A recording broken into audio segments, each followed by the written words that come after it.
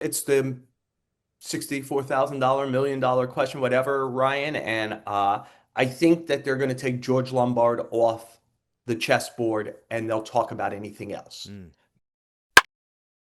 Hello and welcome to the Pinstripe Post. My name is Ryan Sampson, but he's the star of the show, Joel Sherman. Today is Monday, July 14th. The Yankees have wrapped up the official first half of the season by losing 2 out of 3 to the Cubs after sweeping the Mariners since the last time we spoke to Joel. We'll talk about Munoz tipping pitches. We'll talk about Anthony Volpe's struggles. We'll talk about trade deadline needs and Brian Cashman's comments. But before we get to any of that, as always, Joel, on a Monday morning, how you doing? I'm doing well. Just got back from physical therapy. I destroyed my shoulder and neck. We'll talk about that on a different show. We got too much Yankee stuff today.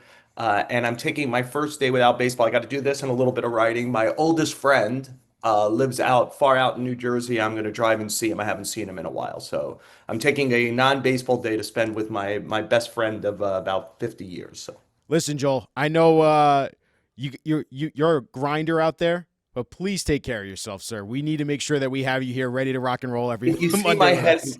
you see my head list this way, it means that this thing that's going on here is really painful. So. Ugh, those are the worst. Back and neck injuries are always the worst. But listen, Joel, I got to start with first pitch. The Yankees, they finished this. They finished the first half 53-43. It's currently in second in the AL East. But for you and what we saw over this past week, I thought it was impressive to see the sweep over the Mariners, a team that was on your heels a little bit in the wild card. But then the Cubs, you faced two really, really good left-handed pitching, and the Yankees versus left-handed pitching came to fruition this weekend of not being very good. So, what was your takeaway from the last week of baseball action for the Yanks after what was a really, really sluggish like June and start of July? Yeah, look, it's what I wrote in the post today. Aaron Boone gave them an incomplete grade. That was his word. And to me, I used, was it incomplete or was it inadequate? Um, uh, I feel like, and look, there's always dips in a season. The Dodgers, who we think are very good, just lost what, 7 or 8 in a row. We just saw the Blue Jays lose two in Oakland, and Oakland isn't very good. Feels to me like the Rays are starting to go the wrong way, and their schedule is very tough in July and August because of their home away situation. So Boston is really surging now. I think they've won 10 straight going into the break. But part of the surge of the Blue Jays and the Red Sox is the Yankees have gone 1-9 against them. So that's one of the reasons the Blue Jays and Red Sox, the Yankees were up by 7 games in May. And they're in second place today. That's a big flip. And I think what's interesting, and I attempted and I backed off because it was going to take too many words for a newspaper to explain the thing that bothered me about the Yankees, which is it just feels like the best teams compensate for what is going wrong at any time. There's very few times where it's like your starting pitching's going great, your relief pitching's going great, your hitting, your fielding, your base, everything's going great. It's a team. Not everybody is playing well at one time, but the best teams kind of like overcompensate for when areas struggle. And ultimately, the Yankees are sitting 10 games over 500, so we know they're a pretty good team. But it just feels to me like the first 6 game losing streak they had, and amazingly, they had two 6 game losing streaks in about the last 5 weeks, is their pitching was great. Mm. Great. And they couldn't score. They just couldn't score. And then their second 6 game winning streak, their offense was pretty good, and they couldn't pitch, especially out of the bullpen. Their bullpen has become very home run susceptible. I believe they've given up homers in 10 of 12 July games, which is outrageous. And so they're like an out of tune piano a lot, where it's like half the keys are working and half of them aren't, and they can't make a song. And again, the criticism is always, and I sometimes have to explain this to Yankee people, like where do the Rockies or the Pirates or the White Sox sign up for the Yankee season? They sign up for the Yankee season because it's a very good season and the Yankees are a very good team. But the grades on them are against the Yankees. They're the defending AL champions. They have the third largest payroll in the sport. Their history is championship or bust. They haven't won one since 2009. We know a big reason they didn't win last year was self-sabotage. So the grade is not against like on the curve against the middle of the pack. The Right. grade is, can you win a championship? Can you win they haven't won consecutive divisions in a long time. Can you win a consecutive division for the first time in a long time? Can you win a championship for the first time since '09? And to me, for a team that's 10 over 500, and as Boone will always say and say again yesterday, everything is kind of in front of them. They have, all their hopes and dreams could still be met. They have kind of like a horrible situation going on the left side of their infield. Their bullpen, it needs, to me, at least two further elements, probably including another lefty. They need at least one more starting pitcher. And if you want to tell me they needed another right-handed bat to kind of like play in the outfield a little bit, I wouldn't throw that away either. Well, that's 5 out of 26 places on a roster. Um, Now, maybe some of that gets fixed internally. Maybe Luis Heel and Ryan Yarborough come back and they're both good, and that alleviates some starting pitching needs, though I think they'll still need it. But yeah, Ryan, I think that maybe the whole sport is down. I don't think the Yeah. American League is very good, and that's how they got to I know Yankee fans don't like to hear it. They got the most favorable draw in the history of playoffs last year to get to the World Series. They played two down AL Central teams that they kind of like could sleepwalk and get through. Uh, it's down again this year, but look, they've put themselves in peril of both winning the division and a little bit peril on even the wild card by not taking care of business over the last 6 weeks, with this kind of offense bad, pitching good, pitching bad, offense good last 6 weeks. And they got to kind of get their act together. And Brian Cashman and his group have an important job to do in the next 2.5 weeks. Well, look, I mean, we could dive into Brian Cashman's comments now. He said that's an incomplete team. He knows it. He recognizes it. This is an incomplete team right now. And I think you bring up a great point, like why the Yankees get graded on a different curve than the rest of Major League Baseball. Let's not forget, Joel, they have the best player in baseball right now, and he's in the prime of his career. And you don't know how much longer you're going to have in this window with him being the best in baseball and the best hitter in baseball, when you could take advantage of that and win with him.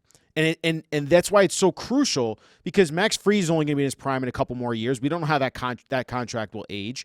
Carlos Rodon's giving you what he's given right now, better than what he has in the last 2 seasons. So the pressure's on, right? Like, this is where Brian Cashman and group need to be able to build this team the right way and fix the holes and the gaps where they see them, and give them the best opportunity to lead the charge in the second half and make some damage in the playoffs. I'm going to switch gears here a little bit, Joel, and with Brian Cashman's comments of being an incomplete team, I want to go to Do Up. I need you to rank for me, Joel. What's most important for this team to address first and foremost between the three positions that I outline here? Relief pitching, starting pitching, and third base. Because those feel like the three key critical areas that they need to address. And I do want to throw in your colleague and our guy, John Heyman, wrote yesterday that one league exec told him, feels like the Yankees could do something huge this trade deadline or something big. Is that what this Yankees team needs to do? They need to make a big move in order to really take that next step? Well, one of the things I always say, there's no such thing as a third base store or a relief pitching store. Like people have to offer it. So I'll take the Yankees out of it so people don't think like, oh, you have a team that an executive I have a relationship with on another team said they checked in on David Bednar, Mm-hmm. the relief pitcher for the Pirates, who almost certainly will I would think has a high probability of being traded in the next few weeks. The guy said that that what was the ask was so high that it was like a non-starter, as like I don't even know where the next like sentence in the conversation goes. So like maybe that's about it still being mid-July and deadlines create reality, which is if I'm trading David Bednar, my request will come down. If I'm going to do it on July 15th, I might as well shoot for the moon and the stars, the whole galaxy, and then just take some moon on July 31st. But you have to. The reality of 6 playoff teams in each league is fewer sellers. Mm-hmm. Fewer sellers means higher prices because there's just more teams that want to buy. So, it isn't like the Yankees are sitting there and will be the only team trying to get these things. Every team that's in it, save for maybe the Padres, will be going after bullpen. It's just everybody adds a bullpen piece or two at this time of year.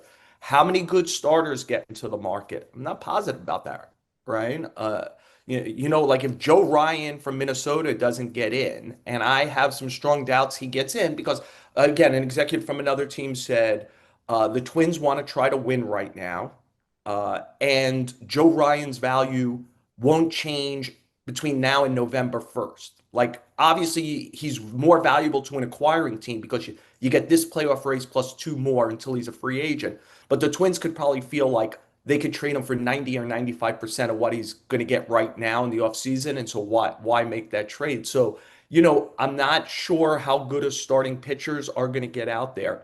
I think the pitching is as bad as Peraza hits, and I mean it is sub-adequate at the highest level. He at least fields the ball, he hits ninth, and I think the Yankee lineup should score. I think they need a third baseman, but to me, this is pitching, pitching, Mm. pitching. The Yankees have the potential to run out of pitching. Like Freed's blister.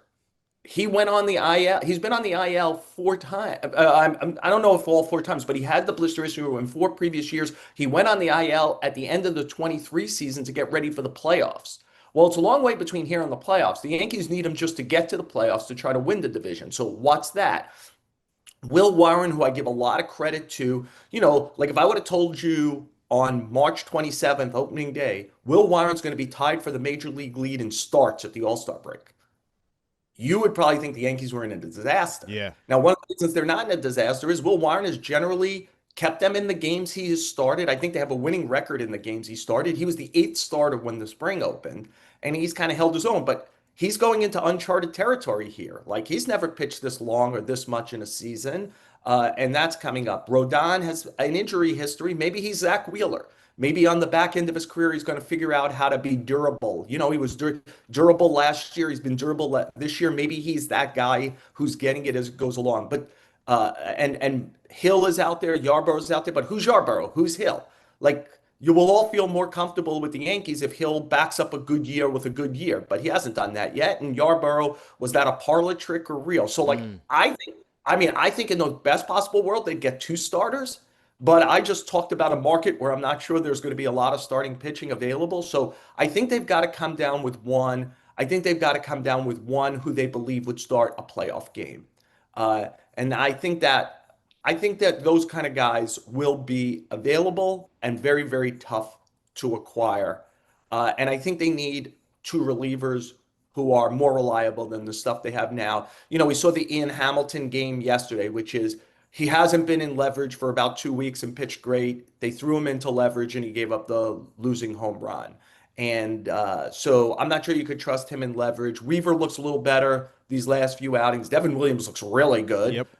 again. So like the Yankees have to kind of do in the hope and pray that those guys are really good and they've locked down the last 6 outs again of a game. And yet, to me, they need to go get some guys. They got to hope Fernando Cruz maybe comes back about September 1st Yep. and helps them. But They need yeah, more I think swing and miss guys in the bullpen. That's ultimately what they need. It feels like yeah, Joel. yeah, especially with Cruz and Leiter out, who are two guys who got them a lot of strikeouts. Yeah. And so I do think that, and I think a lefty would help. But again, good luck finding that lefty. Yeah. We do this on the show all the time, right? I encourage people just, it's easy if you know how to do it. Go to a site and just say, I want to see all the lefty relievers. Eliminate the ones that are on contenders, eliminate the ones who stink, and then say, all right, like there's so few of them, right? Because bad teams don't have good players. And And Loizaga has been giving up a lot of home runs too, and yeah, you need him to figure it out too. Like he needs to get his swing and miss stuff. Ryan, if you remember, the two moves I loved the most in the offseason by the Yankees were Bellinger, which so far has gone great. Mm-hmm. I really just thought he was a terrific player, and watching him every day, he's a terrific player. He's a terrific baseball player with talent. I mean, he just plays the game well. He's a joy to watch play baseball. The other move I thought was great was Loizaga for like $5 million to bring him back because I just thought that he was never afraid and had great stuff, and that if he was beyond his elbow surgery, he'd really help. But he's given up like 7 homers in 22, 23 innings. The whole bullpen has been homer susceptible. Yeah. And there's nothing worse than a bullpen that gives up a lot of homers because, you're in the game because it's probably close. And now you got a pen and these homers, these July games where they've given up homers, they've swung games. This hasn't just been the pad on runs like, hey, there's a guy in a blowout. Most of the homers in this month have been really devastating difference between win and lose. And I think one of the things the Yankee Matt Blake's pitching staff in general and bullpen in specific has been good at is taking slug out. They've been really good at that, finding the places in the zone they could go to stay away from big time damage, multi-run damage, home easy one swing damage. And that hasn't been the case specifically this month. No, it hasn't. And I think I'm hearing you right, and I have to agree.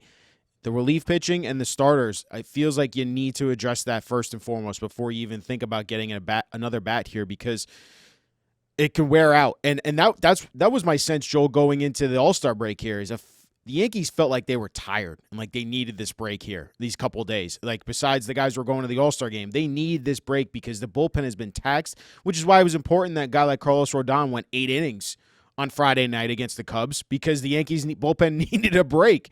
And how about Aaron? Like, can we just real quick, Aaron Judge? I mean, right field.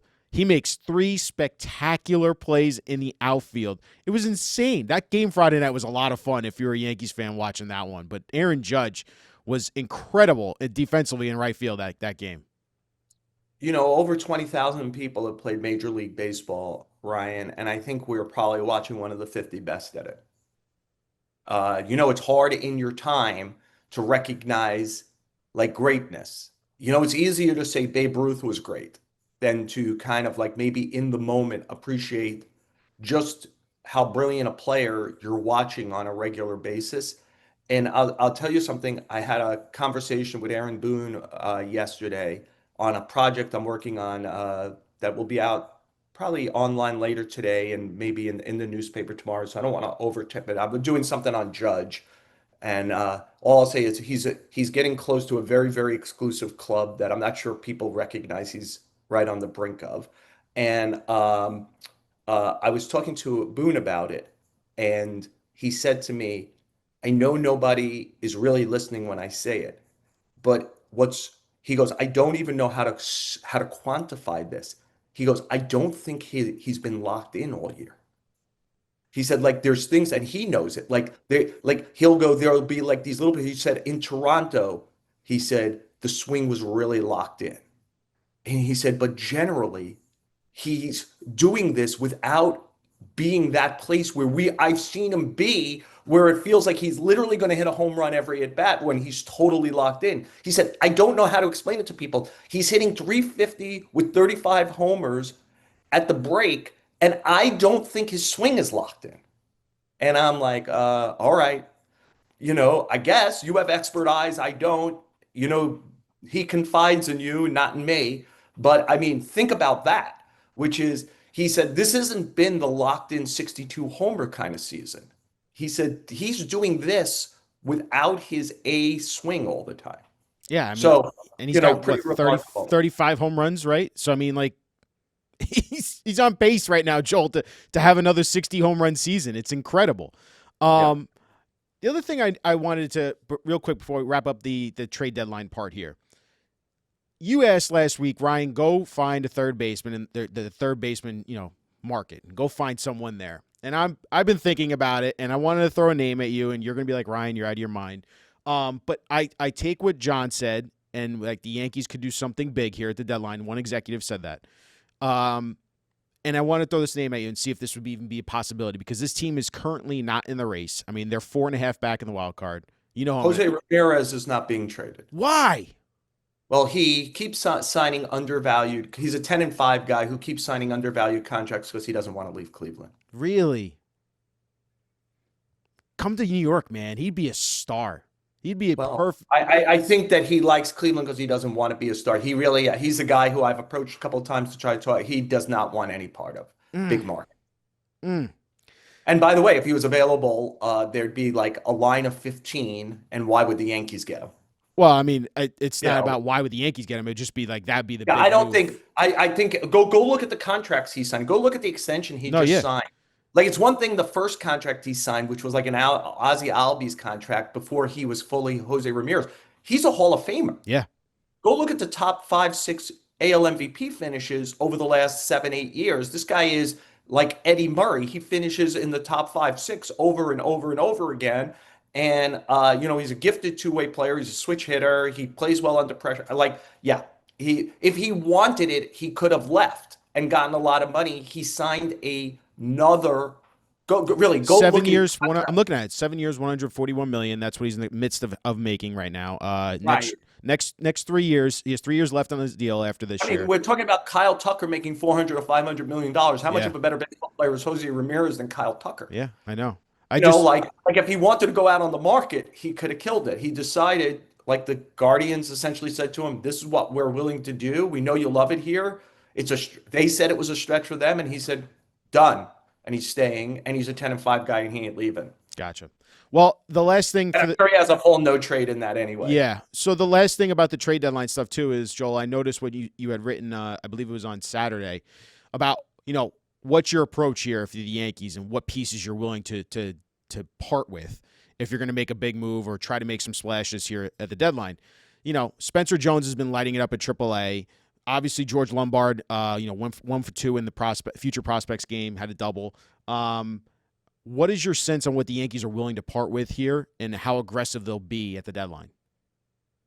Yeah, it's the $64,000, $1 million question, whatever, Ryan. And I think that they're going to take George Lombard off the chessboard and they'll talk about anything else. Mm. Now, obviously, I think if they're going to move Schlittler, and I better be careful with that name every time, Schlittler and or Jones, it's going to have to be in a significant package. I know people have mentioned like Jones maybe as something that gets the combo, like Suarez with one of the Diamondback pitchers, also either Gallen or Kelly.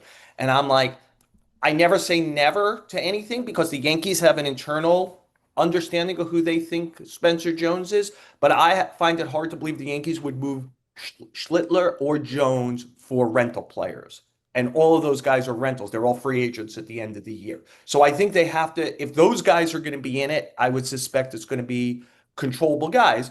But it's just to make the finer point to go back. I hate to be self-referential, go to the column. The point I made on Jones is if you talk to scouts over the years, and I came up with the spectrum, I said, this guy is someplace on the Joey Gallo to 80% of Aaron Judge horizon. And the question is, where do you think he is on that? Right? Like, is he Joey Gallo, a big athletic lefty hitter who's going to hit 210, strike out 220 times a year, hit 30 to 40 bombs, maybe make an all-star game or two in the right year, not hit good pitching because the swing is long and the strike zone is big because of his size? Or like Aaron Judge, is he going to close holes? So athletic, so smart, close holes. And yes, there'll be a high strikeout number, 25 to 28%, but not crazy where it's just unusable. And he's hitting 40 to 50 or more bombs a year, and he's hitting 260 or better, and can maybe handle good pitching at a high level. And like that's a MVP kind of candidate. The Yankees drafted him in the Judge model, Mm. the tall, athletic outfielder who has unreal power, and we see it. I mean, if anybody has access to even just the last 24 hours, his home run yesterday is a dart to left center field. I mean, you have to have, he reminds me a little. Remember Sean Green? Sean Green, long, lean, not as big as him, about 6'4" maybe.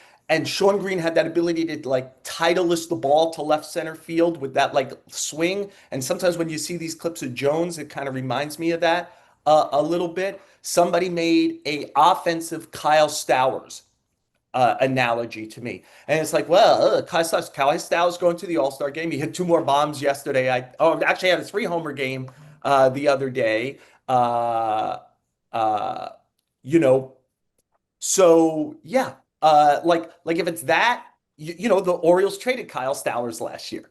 for a controllable starting pitcher in Trevor Rogers, who wasn't very good last year and had just started to pitch better for them recently. So I think it's that. And for anybody who says well, they never trade Schlittler, I'm like, I'm old enough to remember 2004. Brandon Clausen was their number one pitching prospect. He came up to the major leagues. He pitched great against the Mets in a Subway Series game. Uh, and a month later, that's the only start he ever made for the Yankees. A month later, he got traded for Aaron Boone, who hits a homer that at the end of that year and becomes Yankee manager at some point because of it. So, like, I think Lombard comes off the board and everyone else is available. And I think the other thing that they'll think very seriously about is like they turned Jose Trevino into Fernando Cruz. JC Esquera to you and me is is a backup cat, whatever. But we live in a metric world. He's an elite framer.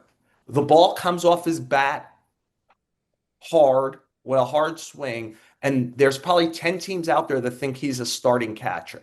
And if you think he's a starting catcher, what are you willing to give up for a starting catcher with 5 years control who hits from the left side?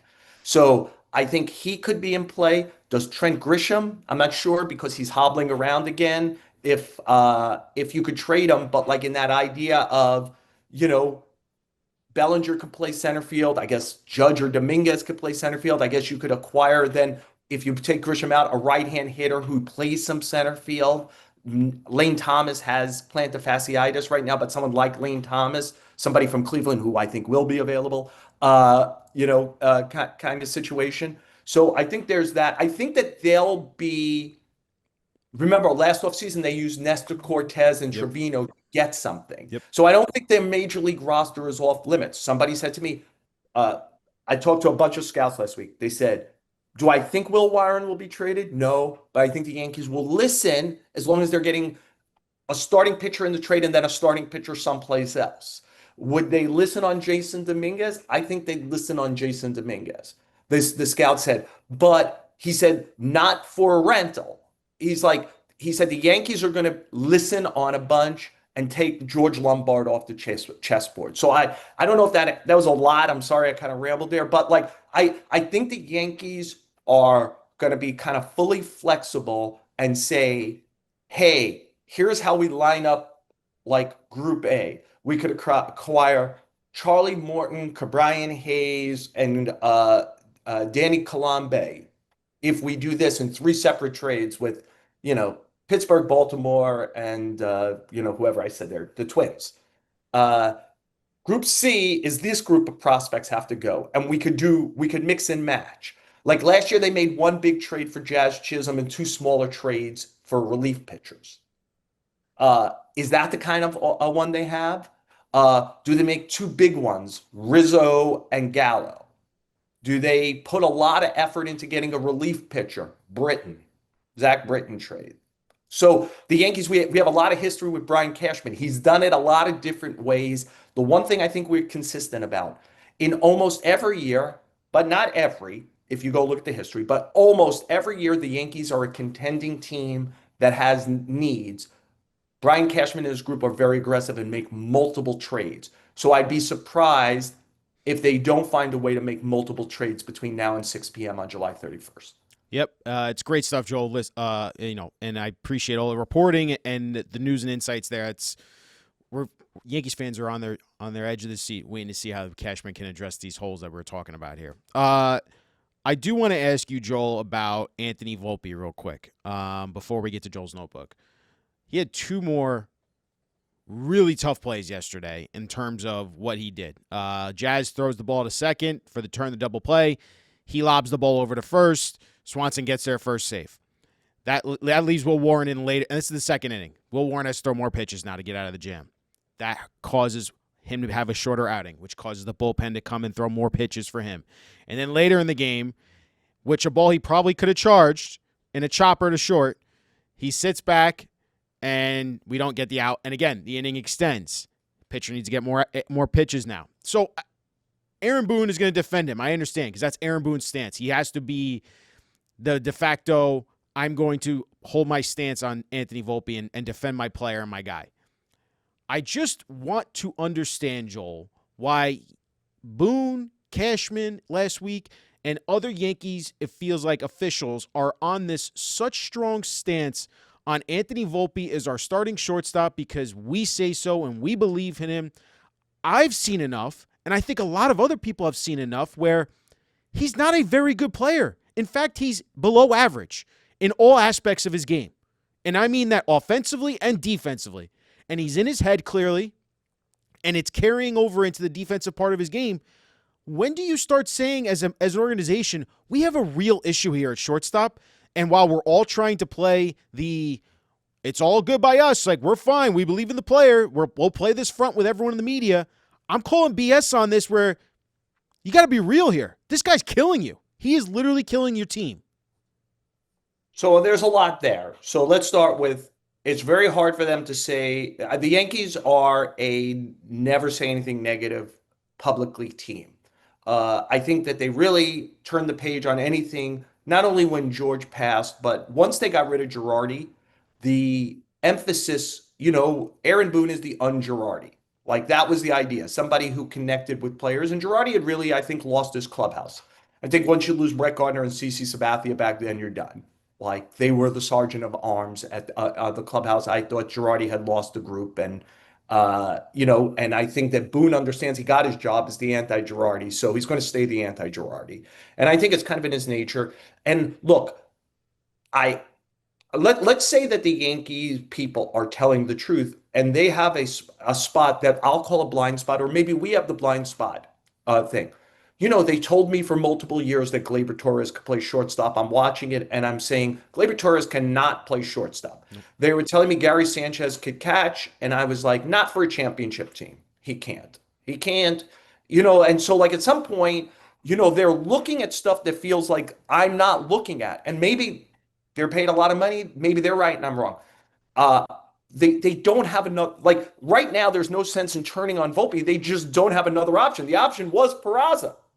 Right? Like George Lombard is a year away. Maybe sometime during next season, he'll show up, and be a player. He certainly is on a good trajectory, but we know how that goes, right? Like it's funny. I said to a friend of mine yesterday, I said, I think they might trade Spencer Jones. He goes, look at this guy's numbers at AAA. You can't trade him. I go, you were the guy who 2 years ago said they can't trade Volpe. Yeah. You never seen freaking Volpe play, and I'm like, I don't know. Maybe they should trade him for Luis Castillo. I remember having a conversation with this guy. I think they have to put him in the trade for Luis Castillo. He said, you can't put that guy in the trade for Luis Castillo. And I'm like, all right. Like now we've seen him play. It's like, anyway. But it's so they don't have another option. Right. So like right now. But if you look at the numbers, the last 15 games or so between Peraza and Volpe offensively, they're the same. They're the same player, and you have a better defender right now at third. And I understand who's playing third. Right? Who's playing third? I know we're playing that whole game, Joel. But if let's say the Yankees Abbott Costello routine, right? Now. I know. But let's say they do address third base right before the deadline, and Volpe in the next 2 weeks after the deadline still is showing signs of regression, and he's getting worse defensively and does not perform at all offensively, and is the same offensive player as Peraza. I am getting a almost Gold Glove defensively from Peraza that I can put it short, who has a 10-mile-per-hour harder throw from short or third to first than Volpe's arm. Why wouldn't I go with the defense first? Yeah, well, that's a lot of chess moves from now. Get a third baseman. We have seen a high side of Volpe where he's one of the 75 best position players in baseball for a sustained period of time. I'm with you. Something has happened here. It's turned the wrong way. He's in his head. And by the way, you didn't even mention the defensive play that bothered me the most in the game yet. Probably not, no. So it's runner on second. It's Suzuki. It's 2 outs. It's the 8th inning. Pete Crow Armstrong hits a ball up the middle. Okay, let's take a few things into account. First of all, Volpe has to spin to throw to make that play. Number 2, you just mentioned it. He has among the weakest shortstop arms in the major leagues. Number 3, Pete Crow Armstrong is 17th in the major league in sprint speed from home plate to first base. This isn't Carson Kelly running. This isn't catcher running. This is a elite runner from the left side in a 2-out busted situation. And again, if you know how he plays, Pete Crow Armstrong plays hard. He's not going to loaf. And I've got to say, I asked Boone. I was the one. I asked Boone and Volpe about it. Both of them looked at me like I was suggesting whatever. To me, that play, at that point, everything is context. Everything is context to me, Ryan. The Yankees are down 3-1 at that moment. They have 2 hits and 1 run. I would treat the fourth run of that game like a walk-off hit. Yep. And I would say the most important thing is that fourth run can't score. I think at that play, Volpe either has to pump to first and turn, or as part of that spin, just spin and throw behind the runner at third and hope he has come off the base. Like probably 9 out of 10 Yankees would have done, right? And I always play the what would Francisco Lindor have done? That and Francisco Lindor has a stronger arm than Volpe, would have done that. Would have tried to backpick the runner at third. Because to me, at the best, you have a bang bang out at first. And I know they said, well, if the throw's online, he's out. It's to me, I don't believe that. But also, I think the context is who's running? What's the score of the game? What's my arm strength? What do I care more about that guy on first? I care Right, about like that guy on second more. I'll deal with first and third and 2 outs because I still have a chance to stop the fourth run Yep. of the game. Yep. And Volpe looked at me, I think, first in surprise, like he hadn't ever. Again, I don't want to read his mind, but my sense was when I asked it was surprise and then anger that I asked the question. And the fact, if these things did not actually run through his brain in year 3 in the major leagues, I think that's a problem. In other words, like that's the pre-pitch. Are you ready? Who's running? What's the score of the game? But I think that there's a lot of, especially younger players in the sport who play context-free baseball. Like I'm going to try to launch a ball in every situation. How do the Yankees have 68 runners on second base this year? No outs and 0 RBIs in that situation? I think there's a lot of context-free baseball that happens to that. And That's so how the manager manages too. I think that play was the wrong play. And like, look, Aaron Boone is much played in the major leagues, son and grandson of a major leaguer. I enjoyed talking baseball with him. I think he's a great baseball. He said I was wrong, and I would go with him on probably 98 out of 100. I am not backing off of that one. I think that's the wrong play.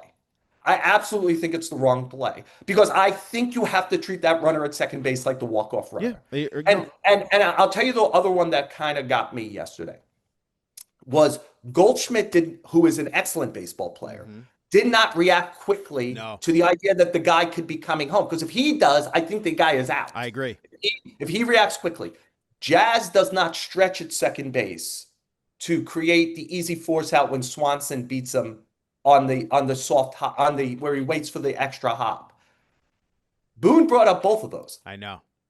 And it was a little bit like when your child is the one who's done something wrong and you're still making excuses for them. Yep. It's like everyone else's fault but the devilish child, right? Like, oh, here, my angel couldn't do it. Like, to me, the core problem is Volpe on both plays. Should Jazz have stretched? Yeah. Should Goldschmidt have reacted faster? Yeah. The core problem on both plays are Volpe. That's what I'm saying, Joel. The stark defense of Volpe. Even like you just said, it's like I'm defending him no matter what. I will go other ways. Yeah, I think there's a stark defense of him because A, that's their principle of how they run their team. But B, I don't think they think Peraza is a shortstop option because I think they think that they have seen in the major leagues over the last 3 years sustained periods where Anthony Volpe does bring offense. They have not seen that from Peraza, and I think they think like Volpe is salvageable as that player, and I don't think they get it out of. I don't think Peraza is a thought for them as anything but Volpe is injured and they have no other another choice. But my thing with Volpe with this and what we're talking about here is Volpe now has an OPS in the 200s the last 2 weeks. It's terrible. It's one of the worst in baseball. Like Ryan, we've had this conversation 3 years now where I say the thing that bothers me about Volpe is he doesn't go into slumps. He goes into death spirals. But like he doesn't, it isn't like a week where he hits like 162. It's like a month where he's like But you just so Not, eloquently pointed out how it affects not only just the offensive part, but the defensive part now has now affected them in winning baseball games. And that's yeah, where I'm reaching that critical point of, do you send him down? yeah, Do you you do it? can't. Yeah, Peraza is not a starting shortstop in the major leagues. Right, but I'm not getting anything better offensively from Volpe. And that's But where you have, and so what you have to think, if you do your move, which is pretty drastic, mhm, you do your this guy who played in the World Series, hit a grand slam in the World Series last year, right?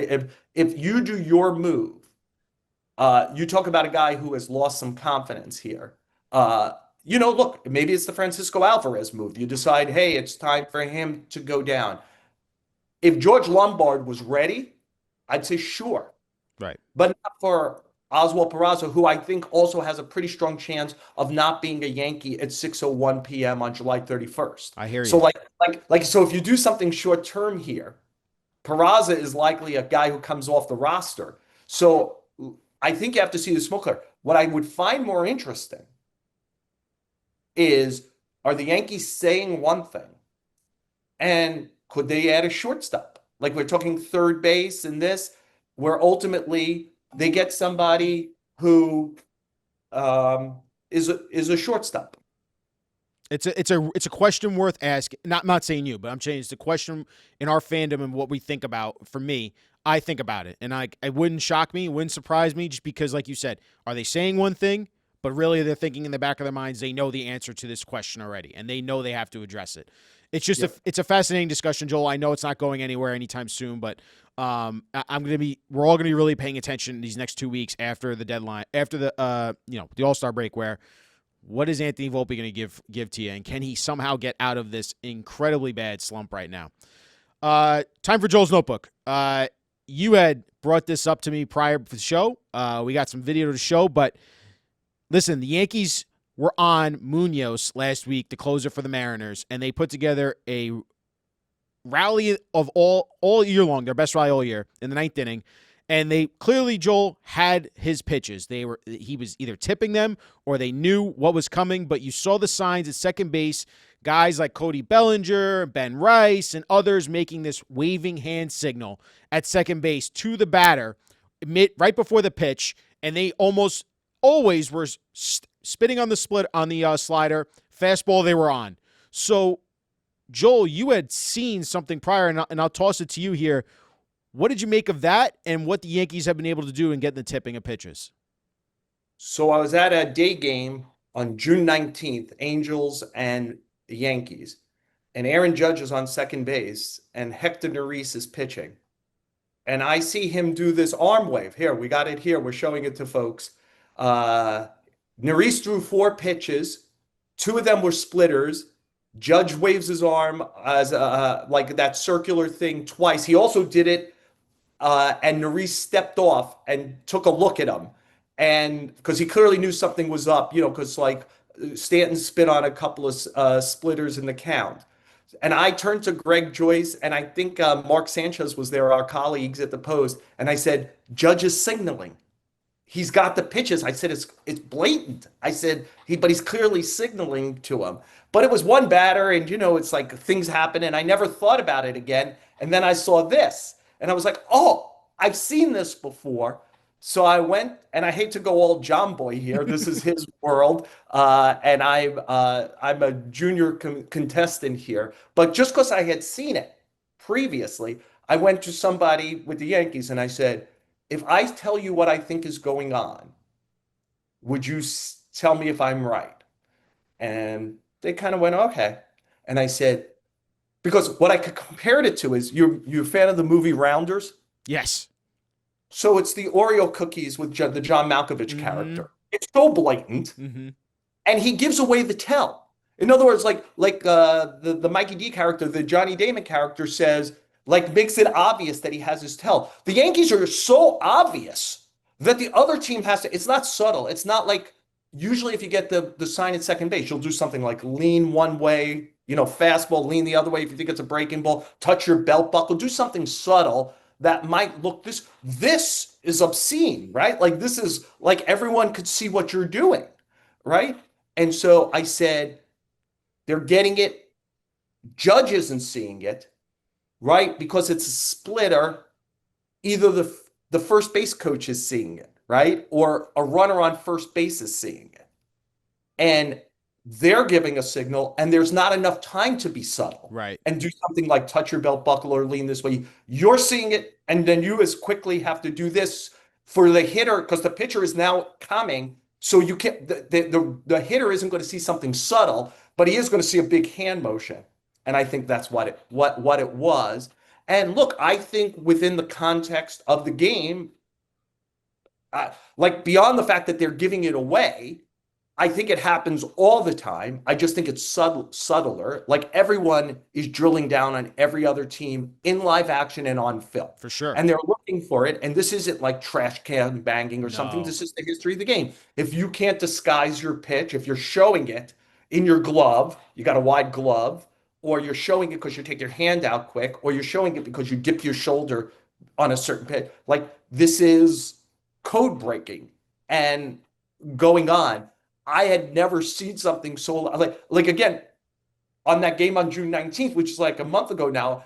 I was just like, I felt like, how am I the only guy in the press box who sees Judge like looking like a giant? I mean, he's 6'7" and he looks like a giant butterfly out there doing this. And I kind of pointed it out, and then it kind of just got lost to time until the Munoz stuff. So I thought it'd be interesting to bring back that I actually did see him do this. That's why you're so insightful, Joel, and that's why we love having you on the show, because you bring such great knowledge and things that we don't see, whether it's on TV or even at the ballpark. And like you said, it's fun to do things when you see things like this and notice trends, and just a great piece of video. I'm glad we were able to bring that on here and highlight that this has happened before, and we'll certainly pay attention if we see someone at second base doing this again in future I wouldn't games. be surprised if they do it again, because like, look, the world knows it now.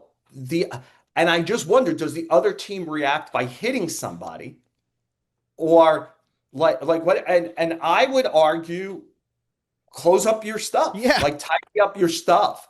You're not being subtle, so I'm not going to be subtle. Like we see it, and we have to, but we know players get touchy on the field about stuff like this. And as anyone who sees the video, like Neris does kind of step off at some point. And as anyone who saw Cal Raleigh came out to the mound with Munoz and Mm-hmm. said they got something. And I'm not 100% certain of this, but I think I'm pretty sure of this. I think after he throws the second splitter, Neris throws the second splitter to Stanton. Stanton in that inning. That's his best pitch. I don't think he throws another one in the inning. I think he knows they have. I think him and the catcher know that they have it. And I don't think he went back to it. But that one I'm not positive about. But you're testing my memory from a Yeah, game a yeah. month ago now. But I think he stopped throwing it because I'll chart as I go along pitches and stuff, and I think he had stopped throwing it. It's definitely fun to watch and notice, like you said, those trends, and they happen, and something so blatant. It's fun. It's fun to break these things down with you, Joel. Listen, that's an episode. I hope you enjoy your All-Star break here a little bit. And then we'll get ready to do a ton of trade deadline talk, because I know that's your favorite stuff, and aggregators are gonna have so much fun with it. And as always, Joel, you're the man. Appreciate you. All right, Ryan, all the best.